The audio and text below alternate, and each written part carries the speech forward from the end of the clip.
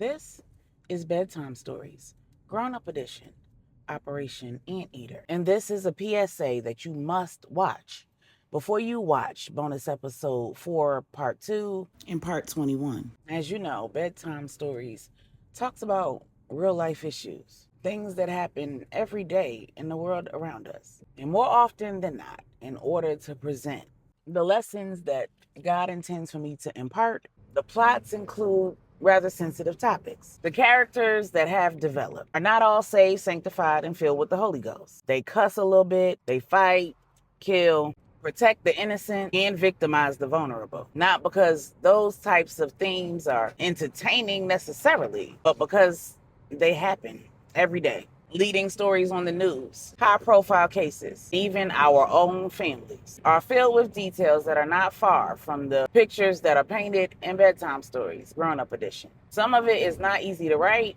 so I'm sure it's not all easy to hear. When God gives it to me, I do the absolute best that I can to give it to you all as tastefully, respectfully, and informationally as I possibly can. I research people, places, things, medical conditions, mental illnesses, criminal cases. Provide the little banner that tells you that these are fictional stories. But these fictional stories are absolutely laced with facts. I shy away from including details in my stories that I know have actually happened to people I know and love without having their permission. And even with that intentionality, the saying is true.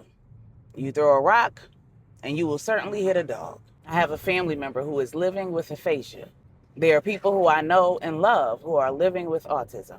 I grew up with an uncle who was deaf. I come from a multicultural family. I myself am a survivor of SA. I have lost individuals who I love to suicide. The tears that I cried just trying to write these next few episodes are proof that these episodes have to happen. If you heard that and figured that you should probably tap out, this message right now is for you. I love you.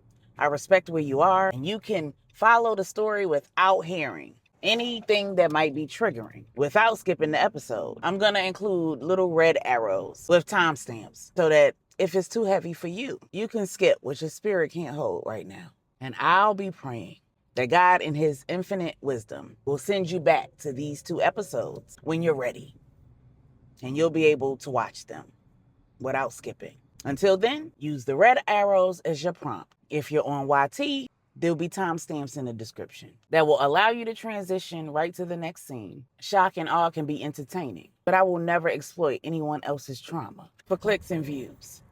And if you or someone you know is struggling emotionally, spiritually, mentally, and you aren't sure if today will be your or their last day, hear me when I say that a permanent solution to a temporary problem just creates more temporary problems and leaves others with permanent losses. We all want you to stay. The stories the devil is telling you about who you are, your value, your future, they're all lies, because he's the father of lies.